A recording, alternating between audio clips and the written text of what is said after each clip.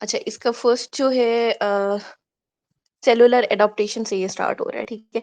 Cell हमारी body में cellular adaptation किस किस तरह से होती है। एक हाइपरट्रॉफी हो गई, दूसरा हाइपरप्लेजिया हो गया, हम सब ने पढ़ा हुआ है, ठीक है।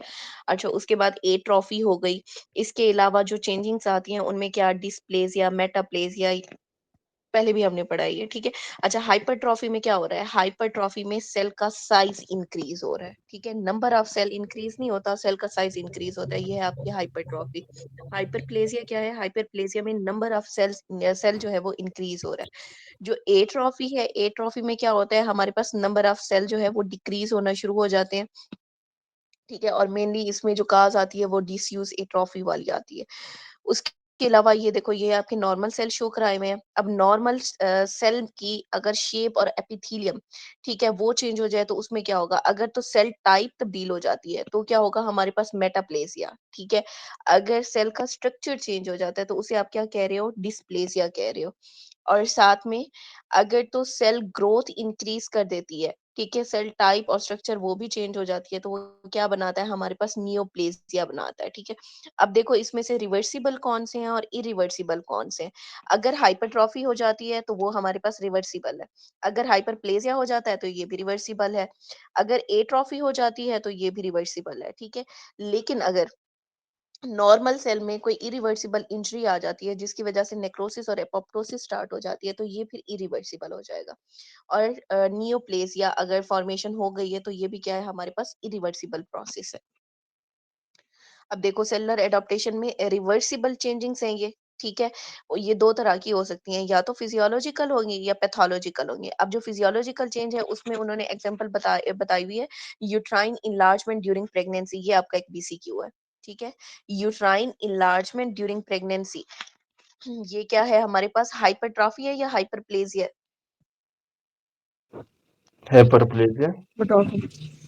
दोनों इकट्ठे हैं। मैम इसमें ट्रॉफी है। दोनों होती है। दोनों दोनों होती है। है प्लेजिया भी साथ। हाइपरट्रॉफी भी है। हाइपरट्रॉफी और हाइपरप्लेजिया, हाँ जी, दोनों चल रही होती है। अच्छा, आगे हमारे पास पैथोलॉजिकल, पैथोलॉजिकल में आता है हमारे पास मायोकार्डियल हाइपरट्रॉफी, ठीक है, secondary to systemic hypertension.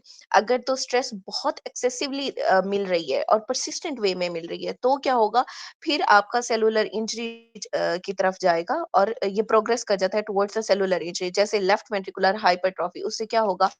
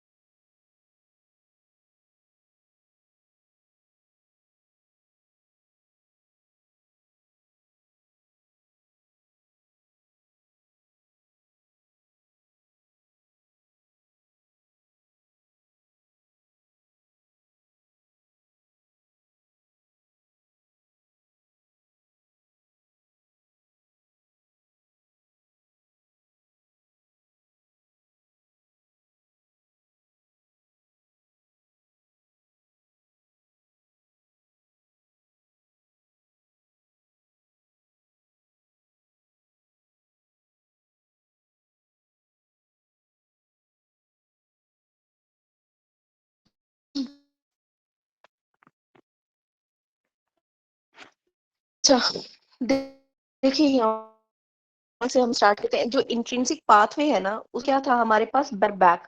Backs और बैक क्या है, ये एंटी अपोप्टोटिक है, ठीक है, ये सॉरी प्रो अपोप्टोटिक है। बैक्स और बैक बना देना है, सुराख बना देने हैं, किसके अंदर, माइटोकॉन्ड्रियल मेम्ब्रेन के अंदर, जिसकी वजह से क्या होगा, आपका साइटोक्रोम सी रिलीज। अब करना है, साइटोक्रोम सी ने एक्टिवेशन करनी है स्पेसिस की। जब स्पेसिस पाथवे को एक्टिवेट करेगा तो क्या होगा, आपका अपोप्टोसिस और बाकी सारा सिस्टम स्टार्ट हो जाएगा, और ये आपको ट्यूमर से बचा रहे हैं, ठीक है। अच्छा, नेक्स्ट BCL2। बीसीएल क्या है, ये की negative effect on your mitochondrial, जिसकी ब्रेन हो जाएगी इम्परमिएबल हो जाएगी। वहां पे क्या होगा, आपका साइटोक्रोम सी जो है वो रिलीज नहीं होगा, ठीक है। अब यहाँ BCL2 की ओवर बताई हुई है, लिम्फोमा स्पेसिस की एक्टिवेशन कम, जितना कम के स्पेसिस की एक्टिवेशन होगी उतना ज्यादा क्या होगा, ट्यूमर जीन बनेंगे, ट्यूमरोजेनेसिस होगी।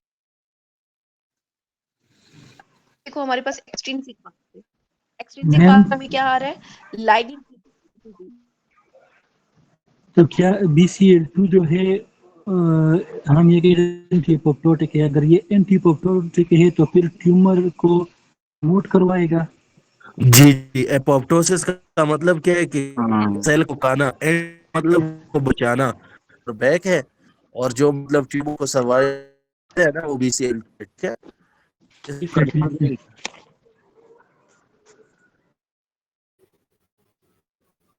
है। आगे जी ठीक है। अच्छा, एक्सट्रिंसिक जो रिसेप्टर पाथवे है उसमें क्या हो रहा है, हमारे पास लाइगेंड रिसेप्टर इंटरेक्शन है, उसमें FASL बाइंड करता है विद FAS। अब FAS के ऊपर क्या है, हमारे पास CD95 है। यहाँ पे जो FAS है इसके ऊपर है CD95, और ये वाला जो है FAS है। अच्छा, अब टिश्यू नेक्रोटिक फैक्टर अल्फा ये बाइंड करता है रिसेप्टर के साथ, ठीक है। FAS और FAS इंटरेक्ट, ये आपस में नेसेसरी है इन थाइमिक मेडुलरी नेगेटिव सिलेक्शन। अब इसका क्या मतलब है, thymic medullary negative selection? Patient होती है, वो फेमस में होती है ना, उस रिलेटेड ये बात है। हाँ, थाइमिक मेडुलरी एरिया में क्या हो रहा है?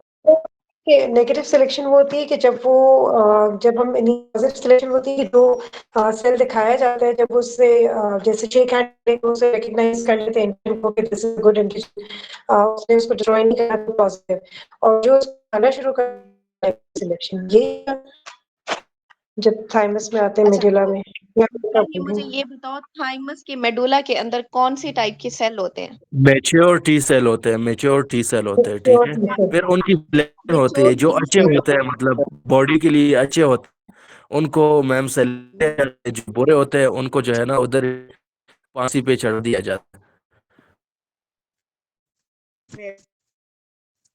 अच्छा, नेक्स्ट हमारे पास ऑटो इम्यून लिम्फोप्रोलिफरेटिव सिंड्रोम क्या होता है? caused by defective FAS and FASL।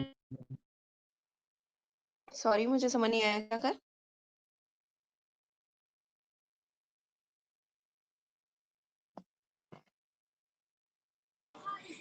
ये कोई दोबारा काइंडली एक्सप्लेन कर दे ये मेडुलरी नेगेटिव सिलेक्शन के बारे में जो कहा अभी।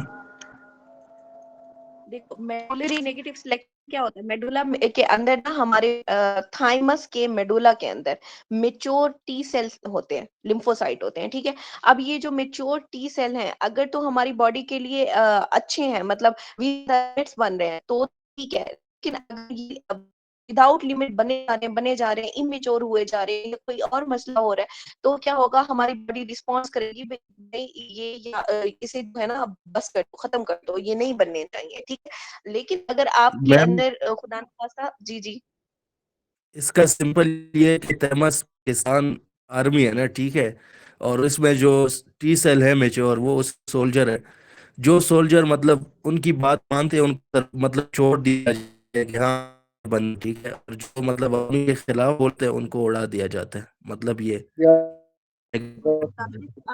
आप खुद तो उड़ेंगे, हमें भी साथ उड़ाएंगे। ठीक है, आप समझ आइए जिन्होंने क्वेश्चन किया है। हाँ जी ठीक। ठीक है, अच्छा चलो।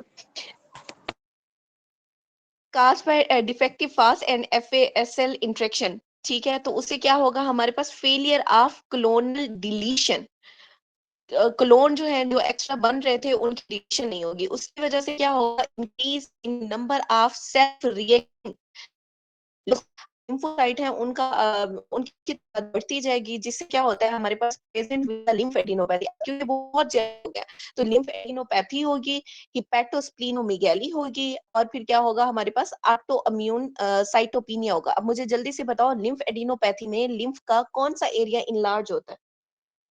पैराकॉर्टेक्स। वेरी पैराकॉर्ड, ठीक है। अच्छा, आता है हमारे पास परफरिन ग्रेनजाइम बी पाथवे, ये रिलीज करता है ग्रेन्यूल्स को contain perforin and granzyme B by immune cell. कौन से सेल? Cytotoxic T cell. अब ये साइटोटॉक्सिक टी सेल कौन से थे? CD8 CD8। या CD4? CD8, ठीक है। CD8। And natural killer cell, अब ये दो चीजें हैं, हमारे CD8 सेल और नेचुरल किलर सेल, इन्होंने क्या रिलीज करना है? ग्रेनजाइम बी और परफोरिन, ठीक है। अब इसने क्या करना है? Perforin form a pore for granzyme B to enter target cell. Perforin ने क्या बनाना है? वहां पोर बनाना है, ठीक है। पोर बना को अंदर भेज देना और जाके टारगेट सेल के ऊपर अटैक करो। अच्छा, नेक्स्ट है हमारे पास नेक्रोसिस, बहुत इंपॉर्टेंट है, बहुत सारे क्वेश्चन आए हुए हैं इसमें। एक्सोजिनस इंजरी हुई, प्लाज्मा सेल मेम्ब्रेन डैमेज हुई, जिसकी वजह से क्या हुआ? सेल में इंजाइमेटिक डिग्रेडेशन या फिर प्रोटीन डीनेचरेशन स्टार्ट हो जाती है, ठीक है।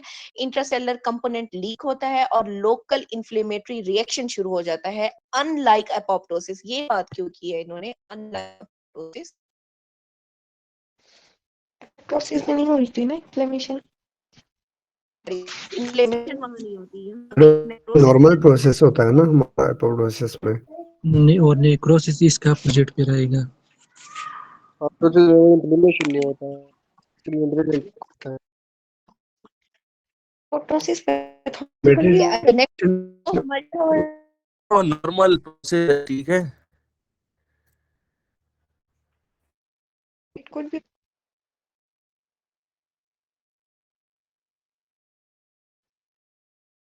Yes ma'am. सबसे पहले देखो कोगुलेट इस्कीमिया या इंफार्क्ट इन द टिश्यू, ठीक है, एक्सेप्ट बाकी जो हमारे सॉलिड ऑर्गन है उनमें नेगेटिव नेक्रोसिस होती है। काज बताई हुई है, इसका है इंफाक्शन है, इंजरी, डीनेचर इंजाइम और प्रोटियोलाइसिस ब्लॉक्ड, ठीक है। और हिस्टोरी में जो इंपॉर्टेंट है वो क्या है इसमें? प्रिजर्व सेलुलर आर्किटेक्चर, मतलब सेल आउटलाइन है ना, कोआगुलेटिव नेक्रोसिस में क्या रहती है? प्रिजर्व रहती है, और ये आपका BCQ है, ठीक है। लेकिन इसमें न्यूक्लियाई जो है वो डिसअपियर हो जाए और इंक्रीज हो जाती है cytoplasmic binding of the eosinophil to the stain, जिसे आप क्या कह रहे हो? इओसिनोफिलिया कह रहे हो। अब यहाँ पे आपको ये चीज याद रखनी है कि कौन सी ऐसी नेक्रोसिस है जिसमें सेल मेम्ब्रेन इंटैक्ट रहती है, architecture of the cell intact रहता है, उसकी आउटलाइन इंटैक्ट रहती है, वो है आपकी कोआगुलेटिव नेक्रोसिस। और ये होती किसमें? सॉलिड ऑर्गन, जैसे हमारी किडनी हो गई, हमारा हार्ट हो गया, इनमें क्या हो रहा है? कोआगुलेटिव नेक्रोसिस। नेक्स्ट है लिक्विफेक्टिव। लिक्विफेक्टिव को याद रखो, दिमाग का दही बनाना। हम कहते हैं ना, दिमाग का दही ना बनाओ, तो उसे याद रखो कि जो ब्रेन एब्सेस है, ठीक है, उसमें और जो आप एब्सेस है उसमें क्या होगा? लिक्विफेक्टिव नेक्रोसिस होगी। लिक्विफेक्टिव जहां पे भी लिक्विड, जहां पे वो होता है, इन्फ्लेमेशन होती है, वहां क्या आता है? सबसे पहले न्यूट्रोफिल आते हैं, तो न्यूट्रोफिल ने क्या रिलीज करना है? लाइसोसाइमल एंजाइम रिलीज करना है, जो डाइजेस्ट है टिश्यू को। अब में दो चीजें आती हैं, एक अर्ली है, एक लेट है। अर्ली में क्या आता है? सेलुलर डेब्रिस होगा और मैक्रोफेजेस होंगे। लेट में क्या होता है? सिस्टिक स्पेस और कैविटेशन इन द CNS बनता है, और neutrophil and cellular debris seen with the bacterial infection. अच्छा, ये इसका अक्सर उसके साथ पूछा होता है, ब्रेन के सिनेरियो के साथ। हमारे पास केस, ये तो सबको पता है, केस नेक्रोसिस टीबी में होती है। इसके अलावा किसमें होगी? Fungal infection, systemic fungal infection, जिसमें हमारे पास हिस्टोप्लाज्मा और नोकार्डिया आ जाता है। ठीक है। अच्छा, जो नॉन केशियस नेक्रोसिस है वो किसमें होती है? सर्काइडो sarcoidosis, ये जो नेक्रोसिस है, केशियस नेक्रोसिस, ये बनती कैसे है? कौन कौन से सेल होते हैं?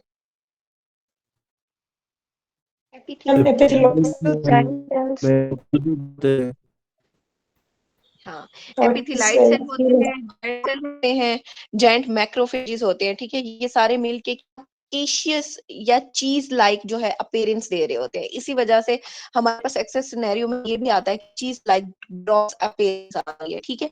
अच्छा, कि होता ये क्यों है? Due to macrophages wall of the infecting micro organism, और उससे क्या होगा? ग्रेन्युलर डेब्रिस बनेंगे। ठीक है।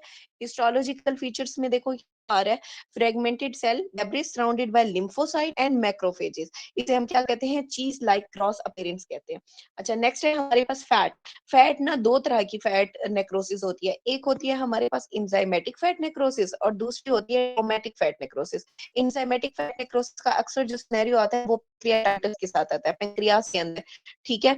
और उसमें होता क्या है? Saponification of peri pancreatic fat. और जो ट्रॉमेटिक है उसमें क्या है? हमारे पास ब्रेस्ट टिश्यूज। इसके अलावा पैंक्रिया वो जो इंजाइमेटिक नेक्रोसिस है, इंजाइमेटिक फैट नेक्रोसिस, वो कहाँ आएगी पैंक्रियास के अलावा? एक और एग्जांपल भी आती है आपके क्वेश्चंस में।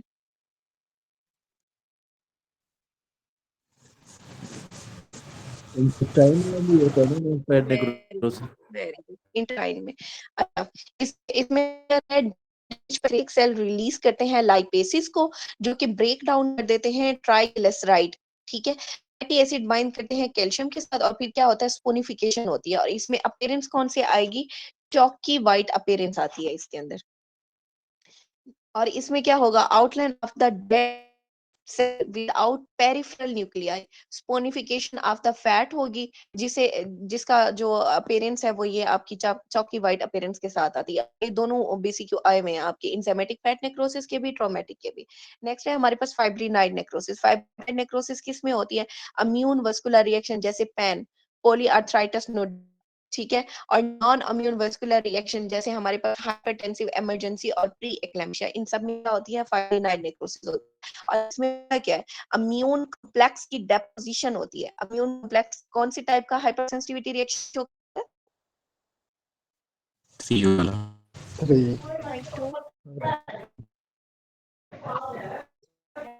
है? होगा क्या फिर?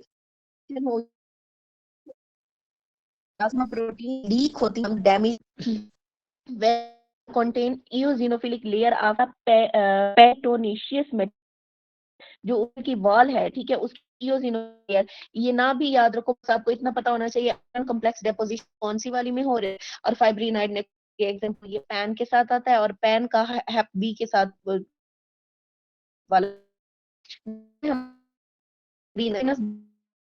ड्राई गैंग्रीन होती है। गैंग्रीन होती है वो किसकी वजह से? कीमिया की वजह से। गैंग्रीन है वो किसकी वजह से होगी? पोरिनेशन की वजह से। यहाँ पे जो आपका सिनेरियो डायबिटीज के साथ आता है। अब मुझे बताओ, डायबिटीज है, मैं डायबिटिक फुट की बात नहीं कर रही, वैसे ही पूछ ग्रीन होती dry, है। Dry dry dry gangrene. Super infection की बात करी की वजह से आपका फुट इस तरह का हो गया, तो फिर उसमें क्या होती है? फिर जाके आपकी वेट गैंग्रीन बनती है। जैसे डायबिटिक फुट में जाके डिलेड में super infection of the bacteria होता है, और फिर आपकी वेट गैंग्रीन बन रही होती है। ठीक है।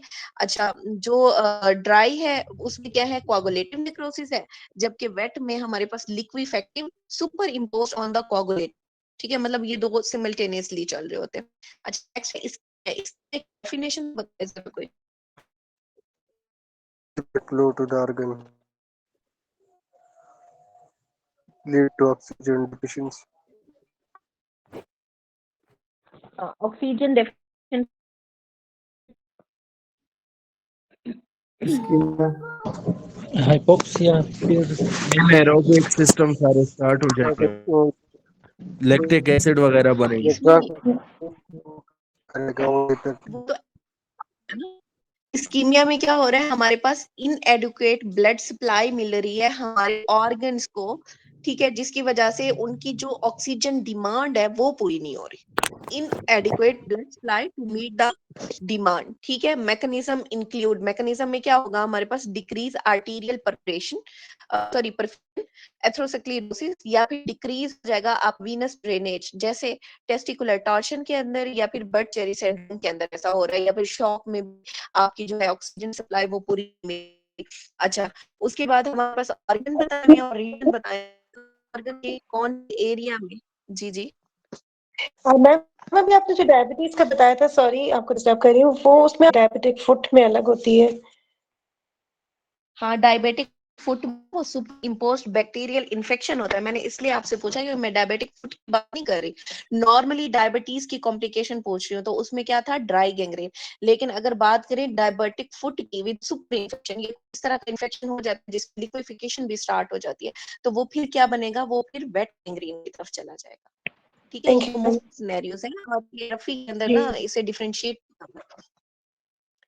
अच्छा देखो, ब्रेन में एंटी सेरेब्रल आर्टरी या इन्वॉल्व हो, तो उसकी वजह से क्या होगा, हमारे पास इस्कीमिया होगा। हार्ट में भी वैसे अगर इन्वॉल्व हो जाए cardium of the left ventricle, ठीक है, वहां पे इस्कीमिया होगा। किडनी में straight segment of the pulmonary tubule medulla, और फिर थिक असेंडिंग कहा था जो पीसीटी है, प्रॉक्सिमल कन्वोल्यूटेड ट्यूब्यूल, वो अपने खानदान का होनहार बच्चा है जिसे नजरें ज्यादा लग कि ये भी सबसे ज्यादा अफेक्ट करेगा, प्रॉक्सिमल कन्वोल्यूटेड ट्यूब्यूल को अफेक्ट करेगा। ठीक है। अच्छा, उसके लिवर में क्या है, area around the central vein, मतलब जोन 3 को का इस्कीमिया, और स्प्लैनिक फ्लेक्चर वाली जगह और रेक्टोसिग्मोइड जंक्शन जगह। यहाँ पे एक इंपॉर्टेंट बात इन्होंने ये लिखी है, न्यूरॉन जो है वो वल्नरेबल है to the hypoxic ischemic insult, ठीक है, इंक्लूडिंग क्या क्या इंक्लूड होगा, परकंजी सेल ऑफ द, ठीक है, और pyramid सेल आपस, और नियोकॉर्टेक्स, 3 ये सारे इंसल्टेड हैं टूवर्ड्स। अच्छा, आगे है हमारे पास टाइप ऑफ इन्फार्क्ट। हमारे पास दो तरह के इन्फार्क्ट होते हैं, एक रेड इन्फार्क्ट होता है, एक पेल इन्फार्क्ट होता है। किसकी वजह से, वजह से होता है in the tissue, the fluid है, वो है जहाँ पे मल्टी ब्लड सप्लाई है, इसी वजह से वहां पे जो इन्फार्क्ट बनेगा वो रेड इन्फार्क्ट बनेगा। जैसे हमारा लिवर है, इसमें मल्टीपल ब्लड सप्लाई है, लंग है, और है, टेस्टिस है, ठीक है। और क्या है, रीपरफियन, आप जो प्लास्टिक करो तो वो एरिया रीयूज किसकी वजह से होती है, ड्यू टू फ्री रेड। ये आपका एक क्यू है और एक दूसरी ये है, ठीक है। वैसे और पेल इन्फार्क्ट जो है ये काफी टाइम में जो रेड इन्फार्क्ट है इसे आपने निमोनिया याद रखना है, वेरी टील टील, हमारे पास टीज आई, इंटेस्टाइन, एक एल से क्या हुआ, ठीक है। अच्छा, पेल इन्फार्क्ट में वो सॉलिड आर इन्फार्क्ट उसे इन्वॉल्व कर रहा है, ठीक है। इसे आपने याद रखना है, पेल शौकत खान हॉस्पिटल से, पेल से पेल इन्फार्क्ट हो गया, शौकत के एस से याद रखना है स्प्लीन, खानम के से याद रखना है आपने किडनी, और हॉस्पिटल के एट से याद रखना है हार्ट। ये वो ऑर्गन है जिनके अंदर क्या हो रहा है, पेल इन्फार्क्ट हो रहा है।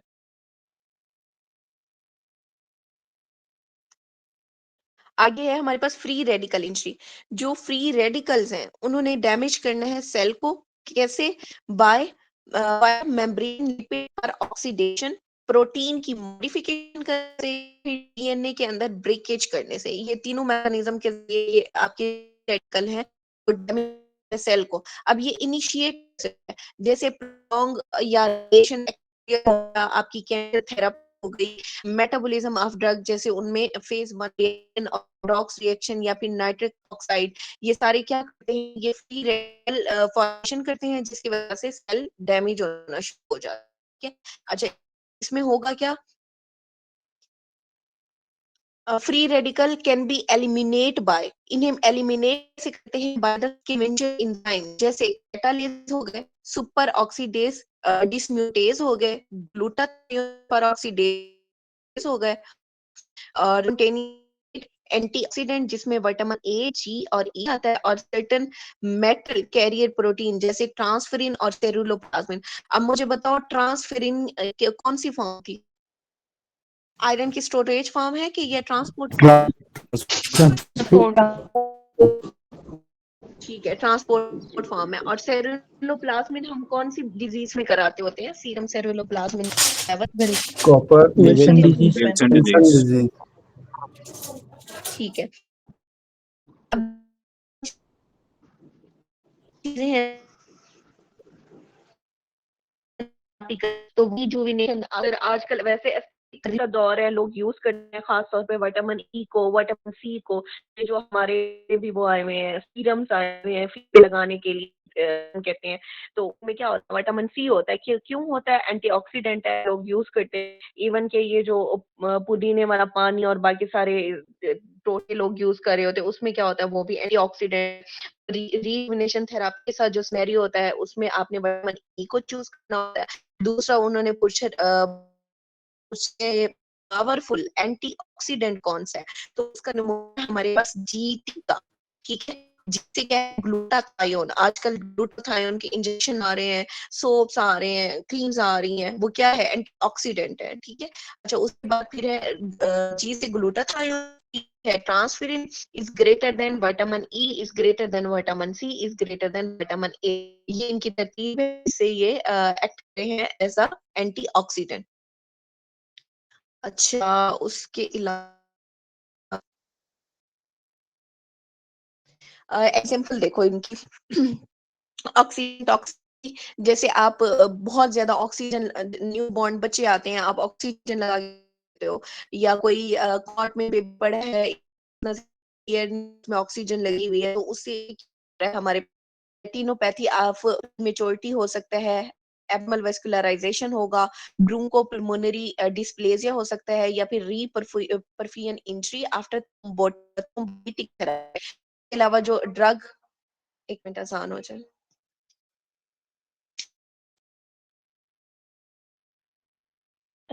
सबको आमीन, और मेरे लिए भी दुआ किया करो बच्चों। चलो,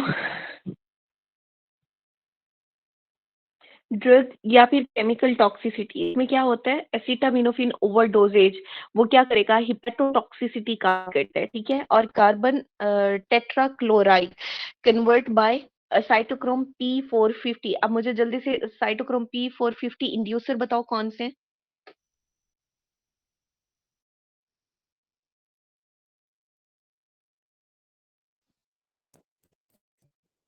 ठीक है, और इनहिबिटर? सुनिटिडीन। से याद कर लो, ये आता होता है sickfaces.com। सोडियम वेपोरेट है, आयरन है, सिमिटिडीन है, है, फ्लूकोनाजोल है, alcohol, chloramphenicol, erythromycin, sulphonamide, omeprazole, metronidazole और ग्रेपफ्रूट जूस।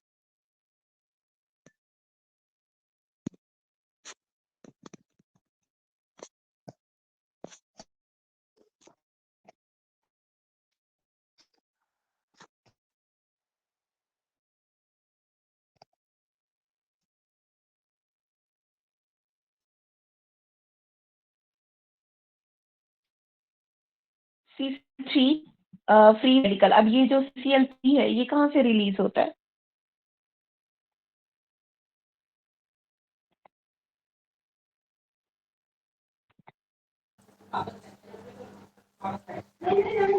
वो एयर कंडीशन से और हाँ, कंप्लीट करता है, ये जो लेकिन वो से हैं क्लोराइड ये। होता है।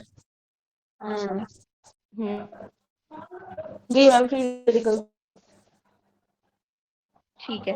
अच्छा, आगे हम क्या खास करते हैं, फैटी लिवर इंजरी खास करते हैं, है उससे क्या होगा, डिक्रीज एपोलिप्रोटीन सिंथेसिस, फैटी चेंजिंग्स आएंगी और सेंट्रल लोब्यूलर नेक्रोसिस होगी। ठीक है, नेक्स्ट है हमारे पास मेटल स्टोरेज डिजीज, उसमें क्या आता है, हेमाटोसिस आएगा जिसमें आयरन स्टोरेज डिजीज है ये, और विल्स डिजीज जिसमें कॉपर स्टोरेज डिजीज है ये। हमारे पास आई Wilson,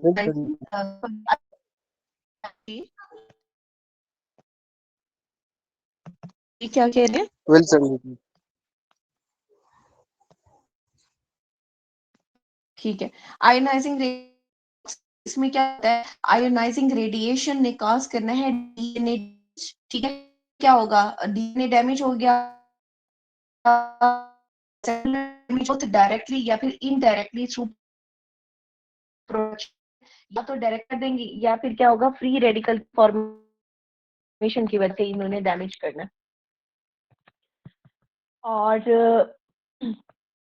complication usually arise, complication कब होंगी, जब पेशेंट एक्सपोज होता है to significant dose of radiotherapy, ठीक है, और न्यूक्लियर रिएक्टर एक्सीडेंट जैसे लोकलाइज्ड इन्फ्लेमेशन एंड फाइब्रोसिस होगी, या फिर स्टार्ट हो जाता है कीमियास और थायराइड कैंसर वगैरह। अब यहाँ पे एक चीज दी हुई है, एक्यूट रेडिएशन सिंड्रोम, कि अगर आपकी होल बॉडी को आयोनाइजिंग रेडिएशन है तो उससे क्या होगा, nausea, vomiting, diarrhoea, hair loss, erythema और cytopenias, headache, altered mental status. खासतौर पे ये जो हम रेडियोथेरापी करा रहे होते हैं, हम आ रहे होते हैं। अच्छा, इसमें है हमारे पास stem cell of the rapidly generated tissue, skin, bone marrow, GIT tract, gonads are the most susceptible for the radiation injury. अब कोई पूछे कि कौन कौन से सेल हैं जो मोस्ट susceptible है फॉर द रेडिएशन इंजरी, तो उसमें है आपकी स्किन आएगी, बोन मैरो आएगा, जीआई ट्रैक आएगा और गोनेट्स आएंगे। Radiotherapy damage cancer cell, cell कैसे, जो हमारे कैंसर सेल है ना उनके अंदर डीएनए इसी डैमेज करती है then the normal cell. Type of calcification होती है, कौन कौन सी, एक होती है डिस्ट्रॉफिक कैल्सिफिकेशन, एक होती है मेटास्टेशन, ठीक है। जो कैल्सिफिकेशन होती है ना, उस कैल्शियम के डिपॉजिट बनना शुरू हो जाते हैं, जो कि ऐसा फीलिंग, कौन से डिस्ट्रॉफिक, तो डी से डिस्ट्रॉफिक, डी से डिजीज्ड ऑर्गन, जितने भी डिजीज्ड ऑर्गन है, टिश्यू है, डैमेज टिश्यू है या डिजीज्ड टिश्यू है, उसमें जो डेपोजिशन होगी वो किसकी, कैल्शियम की, उसे कहते हैं डिस्ट्रॉफिक कैल्सिफिकेशन। लेकिन अगर मेटास्टेटिक की बात की जाए तो वो क्या होती है, वो नॉर्मल टिश्यू पे, मतलब बनेगी कहीं और, ठीक है, और नॉर्मल टिश्यू पे जाके डिपॉजिट होना शुरू हो जाती है जो कैल्शियम, उसे हम कहते हैं मेटास्टेटिक कैल्सिफिकेशन। अच्छा, उसका एक्सटेंड का डिस्ट्रॉफिक, क्योंकि डिस्ट्रॉफिक टिश्यू के अंदर है, डैमेज टिश्यू के अंदर है, एक ही जगह पे होगी, तो इसी वजह से इसे क्या कहते हैं कि ये लोकलाइज्ड फॉर्म है, ठीक है। जैसे हमारे पास कैल्सिफिक एओर्टिक स्टीनोसिस हो गया, जबकि जो मेटास्टैटिक है होती है वो वाइड स्प्रेड होती है, बनेगी एक जगह पे, जाएगी दूसरी जगह पे। जैसे अब मैं आपको एग्जांपल बताऊं कि हाइपरपैराथायराइडिज्म है, हमारी कैल्शियम वहां पे बहुत ज्यादा बन रही है, फिर जाएगी, फर्ज करो कहीं पे जाके ये डिपॉजिट हो गई, ठीक है, क्या हो गई, या किडनी में जाके डिपॉजिट हो गई, उधर जाके इसने नेफ्रोकैल्सिनोसिस करना शुरू कर दिया, तो ये क्या है, मेटास्टैटिक कैल्सिफिकेशन है। अच्छा, अब एसोसिएटेड कंडीशन उन्होंने बताया है, जो डिस्ट्रॉफिक की है उसमें सबसे पहले आपका टीबी आता है, सबको पता है, टीबी लंग आ गया, पेरिकार्डियम आ गया, या फिर इंटेस्टाइन में, ये सारे क्या है, dystrophic calcification. And other granulomatous infection, liquefaction, necrosis, chronic fat necrosis, infarct or thrombi, schistosomiasis, cytomegalovirus। अच्छा, तो जेनिटल साइटोमेगालोवायरस ना, एक इसमें कैरेक्टरिस्टिक क्या है, इसे आप याद रखो, CMV with PVC, CMV with PVC, periventricular calcification जो होती हैं वो किस में होती हैं, हमारे पास साइटोमेगालोवायरस में होती हैं, ठीक है। इसके अलावा टॉक्सोप्लाज्मोसिस का रिएक्शन, टॉक्सोप्लाज्मोसिस हो गया, उसमें रुबेला हो गया, सुमोमा बार्डीज हो गई, क्रेस सिंड्रोम हो गया, एथेरोस्क्लेरोटिक प्लाक्स हो गए, ठीक है। इन सब में क्या होती है, डिस्ट्रॉफिक कैल्सिफिकेशन, वायरस है, का एक्टिवेट जो ट्रांसप्लांट हम करते हैं, ऑर्गन ट्रांसप्लांट, उनमें भी आपका साइटोमेगालोवायरस जो है वो अफेक्ट कर रहा होता है। जो टॉक्सोप्लाज्मोसिस है, इसमें अक्सर वो कैट की हिस्ट्री के साथ देता है कि मतलब है वो उसने घर में कैट वगैरह पाली है, तो उससे। इसके अलावा मुझे बताओ साइटोमेगालोवायरस क्या करता है?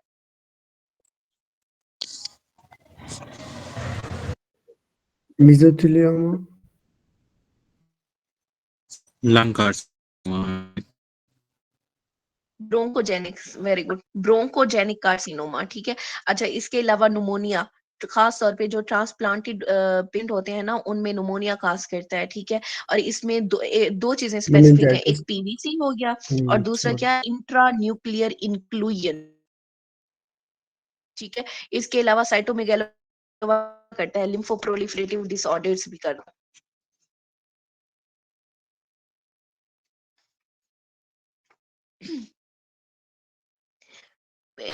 टॉक्सोप्लाज्मोसिस के साथ जिसमें क्या होता है, मल्टीपल रिंग इनहैंसिंग लीजन होती हैं इन द बेसल गैंग्लिया, ठीक है। तो ये उसका स्पेसिफिक है।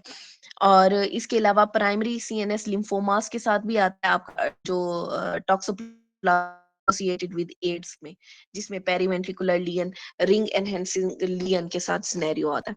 अच्छा, मैडम नेक्स्ट है ये हमारे पास इसका ये टॉक्सोप्लाज्मोसिस का वही है ना, सिस्टीन ब्रेन, सिस्टीन टिश्यू। हाँ, ये वो तो सिस्ट अमीबिक बना रहा है और के साथ है मैम। अ, जी, वो तो अमीबिक लिवर एब्सेस में नहीं था वो उसमें सिस्ट और है, ये अमीबिक। जो है ना, ये छोटे छोटे रिंग इनहेंसिंग लियन बनाता है, रिंग वाली लियंस बनाता है जो टॉक्सोप्लाज्मोसिस जो दूसरे आप लोग सिस्ट की बात कर रहे हैं, वो तो अमीबिक एब्सेस वाली जगह पे है, वहां पे दिए हुए हैं। हाइड्रेटेड सिस्ट और अमीबिक लीवर एब्सेस वाला सेपरेट है, उसके साथ फ्यूज ना करो। सिर्फ मैं आपको मैम डायग्नोस्टिक पॉइंट बता रही हूँ। हाँ हाँ, वैसे टॉक्सोप्लाज्मोसिस भी सिस्ट वगैरह के आया हुआ है, आई थिंक। शायद मैंने फाइनली में पढ़ा था, ब्रेन सिस्ट के साथ इसके सिनेरियोस थे। ब्रेन एब्सेस के साथ इस सिनेरियो में हाँ हाँ, toxoplasmosis brain abscess, condyle sorry. जी जी प्रेजेंटेशन ब्रेन एब्सेस है, ठीक है। जो जी जी। साइटोमेगालोवायरस है, इसकी दो चीजें आती हैं, एक आपको रेटिनाइटिस के साथ सिनेरियो देता है और एरा वेंट्रिकुलर कैल्सिफिकेशंस के साथ। जो सिस्ट है ना, वो दूसरी है, अमीबिक वगैरह वाली। अच्छा चलो, कंफ्यूज मेटास्टेटिक कैल्सिफिक, जी मैम जी। ये समझ लग गया कि डिस्ट्रॉफिक में डिजीज टिश्यू में हमारा वो जो है कैल्शियम डिपॉजिट होता है मेटास्टैटिक नहीं होता है नॉर्मल में। मैम ये जो इनके टीबी वगैरह जिनके एसोसिएटेड कंडीशन बताए हैं इसमें समझ नहीं लगी है, क्या इसमें भी होता है कैल्शियम डिपॉजिट?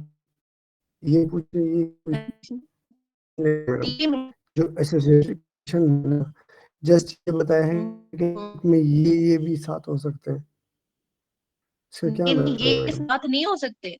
एसोसिएटेड कंडीशन ये है कि इन कंडीशन में भी इस डिस्ट्रॉफिक कंडीशन में कैल्सिफिकेशन होती है। ठीक है। जैसे मतलब अब फलाना खासा मुझे टीबी है, तो डिस्ट्रॉफिक कैल्सिफिकेशन होगी, चाहे वो लंग्स में हो, पेरिकार्डियम में हो, मतलब जहां का टीबी होगी वहां पे डिस्ट्रॉफिक कैल्सिफिकेशन होगी,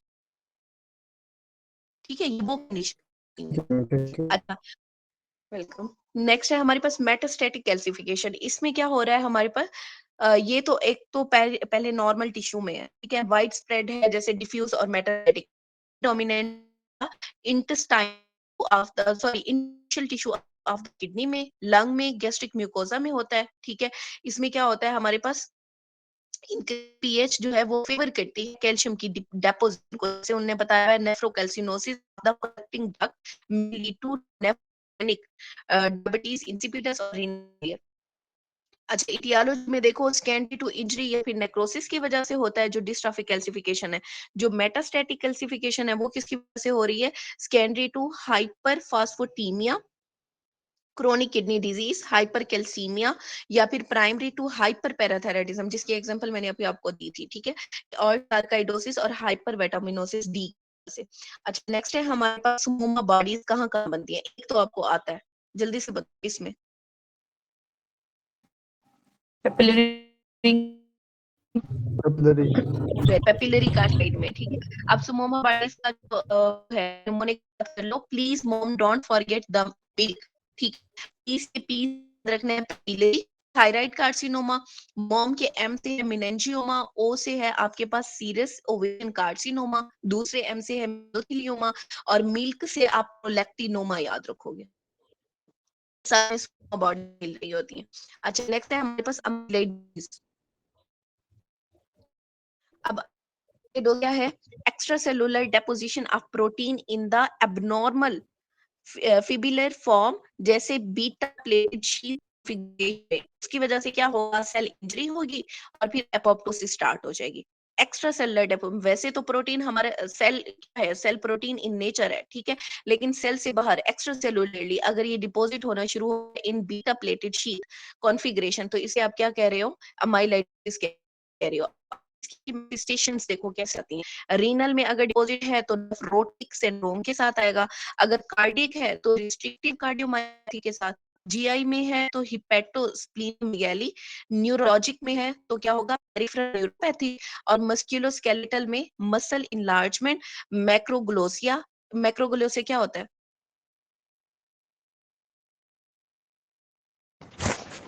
enlarged tongue, Enlarged tongue. Good.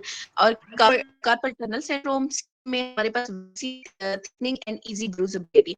अब अमाइलोइडोसिस विजुअलाइज्ड जो है ना, वो दो चीजों पे होता है। अब जो कलर मैंने दिए हुए हैं सेम यही कलर है, ठीक है। जो कॉन्गो रेड कलर है, red orange stain, non depolarise non polarise जो लाइट है उसके ऊपर मिलेगा लाइट डिपॉजिट, या फिर एप्पल ग्रीन बाई फ्रेगमेंट मिलते हैं ऑन द पोलराइज लाइट। अब देखो दो चीजें उन्होंने बताई हुई है, एक पोलराइज लाइट है, एक नॉन पोलराइज। अगर नॉन पोलराइज है तो रेड कलर में होगा स्टेन, ठीक है। अगर पोलराइज के साथ है तो उसमें क्या है? एप्पल ग्रीन फ्रेगमेंट, और दोनों सीक्यू आते हैं। नेक्स्ट है हमारे पास कॉमन टाइप्स, एक तो सिस्टेमिक टाइप है, एक मैम लोकलाइज्ड टाइप ये है। भी जो पूछते हैं सिस्टेमिक कि टाइप पोलराइज और नॉन पोलराइज, ये पूछते हैं कि जस्ट हमें ये पता होना चाहिए कि टंगस्टन और एपरग्रीन कोंगो स्टेन और एप्पल ग्रीन फ्रेगमेंट का पता होना चाहिए। अगर पोलराइज नॉन पोलराइज याद कर भी लोगे तो क्या है, अच्छी बात है ना, आ जाए। अच्छा देखो सिस्टेमिक में क्या है हमारे पास? Primary amyloidosis. प्राइमरी में, प्राइमरी कहते हैं ना, अभी तो इनिशियल है, अभी तो इनिशियल स्टेज है, या स्कूल का पहला दिन है, हम नहीं जाते, तो प्राइमरी क्या होता है? हल्का होता है, लाइट चेन के साथ, AL, ठीक है। Form IG light chain. इसमें नोट क्या बताया है उन्होंने? Seen in the plasma cell dyskaryosis, ये आपका MCQ एक दफा मैंने देखा है। प्लाज्मा सेल डिस्केरियोसिस में कौन सी चेन होती है? आपकी लाइट चेन होती है, AL primary amyloidosis. Secondary amyloidosis होती है, इसमें दोनों ए आते हैं, AA सीरम अमाइलेट A, ठीक है। ये इसमें मिलेगा क्रोनिक इन्फ्लेमेटरी कंडीशंस में मिलेगा, arthritis, IBD, familial Mediterranean fever, और फिर प्रोट्रैक्टेड इन्फेक्शन। आपको यहाँ पे सिर्फ रोमेटिक आर्थराइटिस, IBD और क्रोनिक इन्फ्लेमेटरी कंडीशन का पता चाहिए। अच्छा नेक्स्ट है हमारे पास ट्रांसथायरिटिन एमाइलोइडोसिस। इसमें क्या आता है हमारे पास? प्रोटीन इन्वॉल्व है ट्रांस, ठीक है। और इसमें दो चीजें हैं, एक स्पोरोडिक है, एक हेट्री है। जो स्पोरोडिक है वो है वाइल्ड टाइप TTR, या फिर स्लोली प्रोग्रेसिव, जो कि एसोसिएट करती है विद द एजिंग। और जो हेरिडिटरी है वो क्या है? फेमिलियल अमाइलाइड न्यूरोपैथी या कार्डियोमायोपैथी। अच्छा नेक्स्ट है हमारे पास डायलिसिस रिलेटेड अमाइलोइडोसिस। वो कौन सा है? उसमें प्रोटीन इन्वॉल्व है बीटा 2 मायोग्लोबिलिन, और ये होता है स्टेज रीनल डिजीज के पेशेंट में। यहाँ पे जो चीजें आपको आनी चाहिए वो है ये प्राइमरी अमाइलोइडोसिस, सेकेंडरी अमाइलोइडोसिस, दोनों का पता होना चाहिए। एक दफा इसका MCQ आया हुआ है, बीटा 2 मायोग्लोबिलिन। अच्छा नेक्स्ट है हमारे पास अल्जाइमर डिजीज। ये डिटेल में हम पढ़ेंगे CNS में, ठीक है। यहाँ पे देख लो प्रोटीन कौन सी है, बीटा अमाइलाइड प्रोटीन है अल्जाइमर में, ठीक है। और cleave from the amyloid precursor protein, ये नाम भी याद रखो, कोई बात नहीं, बस इस प्रोटीन का नाम याद होना चाहिए। उसके बाद ANP BNP आप पढ़ते आ रहे हो। ANP कहाँ पे होता है? आर्टीरियल एट्रियल एरिया में होता है ना। तो आइसोलेटेड माइलोइडोसिस, उसमें क्या है? ठीक है, कॉमन एसोसिएटेड विद एजिंग है, और इंक्रीज इसका आर्टीरियल फिब्रिलेशन, बस इतना पता होना चाहिए, ये इंक्रीज करता है इसका एट्रियल फिब्रिलेशन को। टाइप 2 डायबिटीज मिलाइटिस, इसमें क्या आता है, आइलेट्स एमाइलाइड पोलीपेप्टाइड और caused by deposition of amylin in the pancreatic. अब डायबिटीज में आपको सिर्फ इसका पता होना चाहिए, ठीक है, कि ये एमाइलिन जो है ना वो डिपॉजिट होती है इन द पैंक्रियाटिक आइलेट्स। अच्छा, नेक्स्ट है मेडबुलरी थायराइड कैंसर, ये तो मशहूर जमाना है, आपको पता ही है। क्या प्रोड्यूस करता है, कैल्सिटोनिन प्रोड्यूस करता है, और इस कैल्सिटोनिन को हम पेगेट सेल डिजीज की ट्रीटमेंट में दे रहे हो, और ये ये है secreted from the tumour cell calcitonin. Inflammation क्या होती है?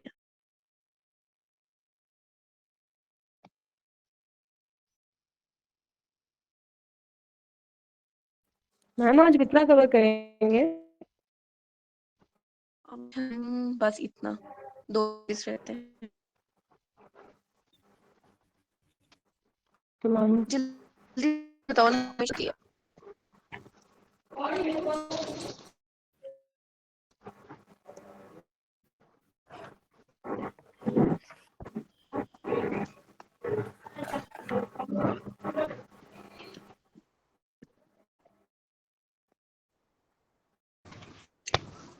कब होती है हमारी बॉडी में, जब कोई इंसल्ट, ये मतलब कुदरती एक निजाम है, अपनी इंसल्ट बर्दाश्त करता, ठीक है, एट द एंड या तो आपको उससे माफी मांगनी है, या फिर जो इंसल्टेड चीज है जो उसके साथ गलत हुआ है, आप उससे सेम ऐसे है आपकी सेल्स के साथ, ठीक है।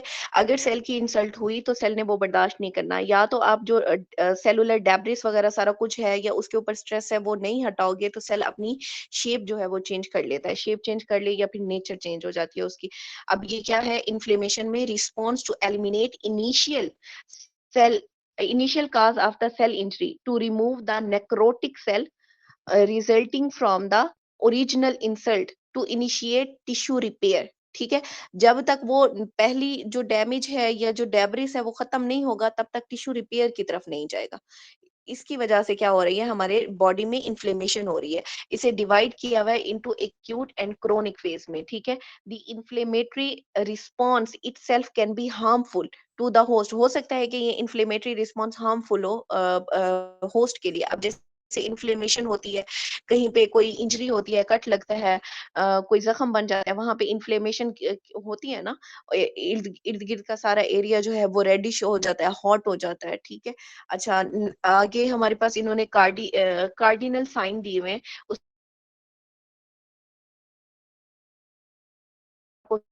क्या कहते हैं, और देखो जहाँ पे भी चोट लगती है वहाँ पे क्या होता है, एरिया रेड हो जाता है और दम हो जाता है, वो वहां पे क्या होगा, वेसोडाइलेशन स्टार्ट हो जाती है। वेसोडाइलेशन से होगी, अरे ट्रियो लिटल है, बचा रही है,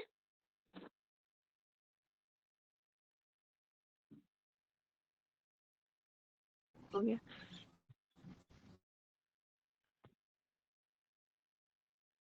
अच्छा, जो हमारे मसल है ना वो क्या करते हैं, रिलैक्स कर देते हैं। जैसे रिलैक्स होंगे होगा, स्पेस ज्यादा हो जाएगी, ब्लड फ्लो बढ़ जाएगा, ब्लड फ्लो बढ़ने, और इस चीज को हम क्या कह रहे हैं, जो रेडनेस और वर्म बन रही है, बार मेडिएट कौन करता है, हिस्टामिन मीडिएट करेगा, प्रोस्टाग्लैंडिन, ब्रेडिकाइनिन, नाइट्रस ऑक्साइड। और ये आपका एमसीक्यू है कि ये जो मीडिएटर्स है वो कौन कौन से हैं, हिस्टामिन है, प्रोस्टाग्लैंडिन है, ब्रेडिकाइनिन है, और नाइट्रस ऑक्साइड है। वेसोडाइलेशन के मीडिएटर, वेसोडाइलेशन कौन का, ये आता है एमसीक्यू। अच्छा, नेक्स्ट है हमारे पास ट्यूमर।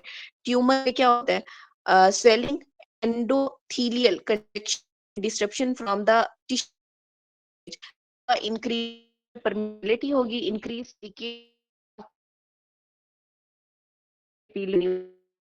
रिच फ्लूइड,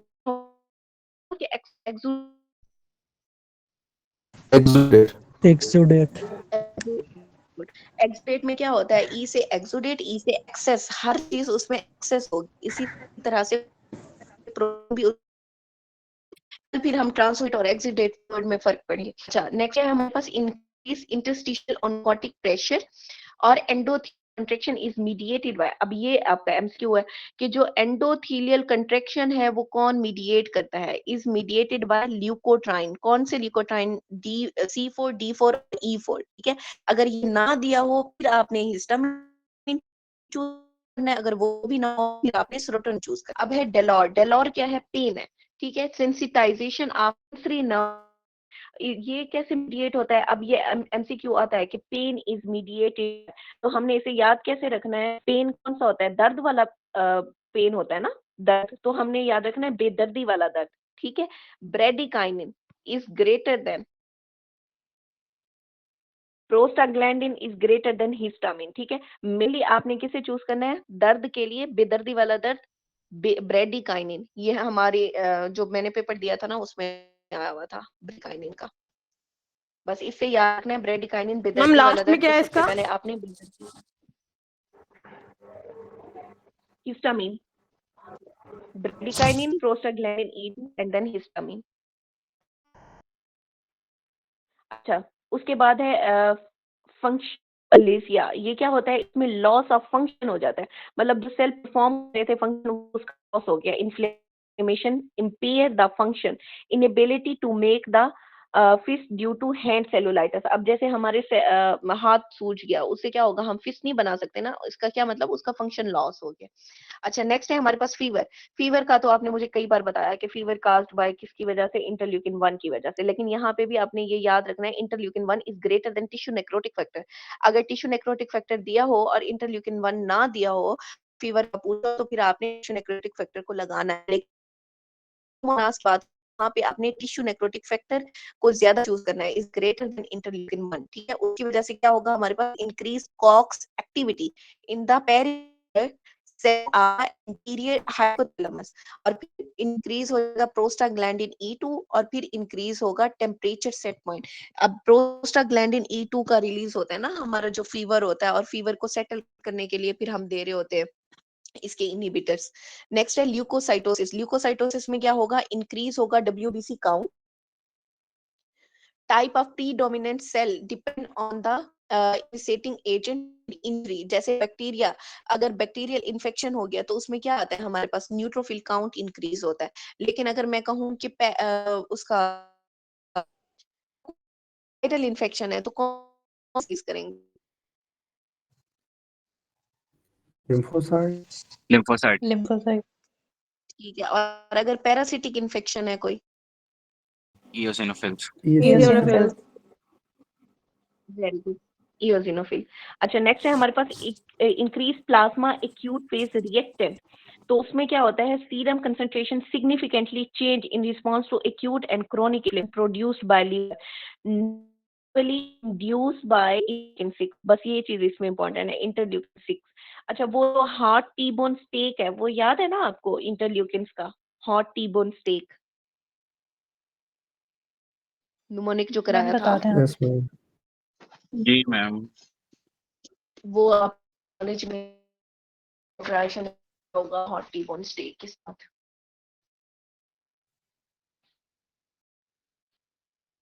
एक मिनट रुको जरा।